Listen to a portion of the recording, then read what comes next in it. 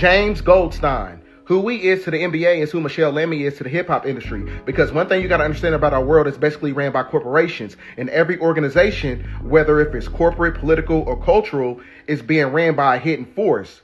Because they're going to show you the owners and the CEOs, but the hidden force is the unseen hand. The unseen hand is the covenant, the contract that they made with dark covenants when you're talking about draconian magic.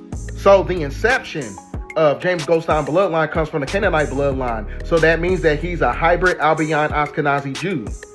And that bloodline in itself is interconnected to Vladimir the Impaler, who is the real Count Dracula.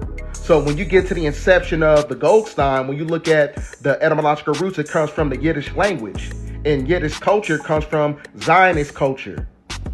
So that's how you know that they're basically the epitome of the synagogues of Satan. So that means that you got dark forces, hidden hands that runs the great majority of these corporations and these organizations. What people got to understand is that every industry is ran by witches and warlocks. I'm going to say it again. Every industry is ran by witches and warlocks. Because when you understand the occult, when you understand etymology and bloodline, you will understand the inception of these dark forces. Right? Because when you understand names like Silverstein, Goldstein, and Bergstein, those are all Yiddish language. And that Yiddish language is interconnected to the Order of the Dragon, which is a secret society. The Order of the Dragon is a secret society that practices draconian magic, that basically interfaces with corporations that is controlled by dark forces.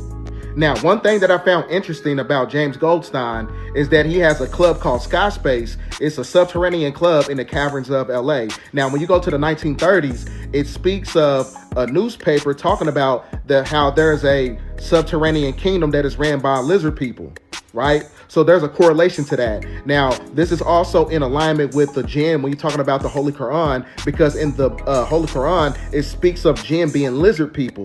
So there is a dark force or, draconian entities on the planet that control the great majority of these corporations. I'm going to show you this video that basically extrapolates that knowledge.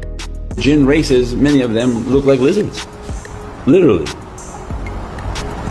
And as a result, if their frequency enters into people and occupies that person, they create that barrier.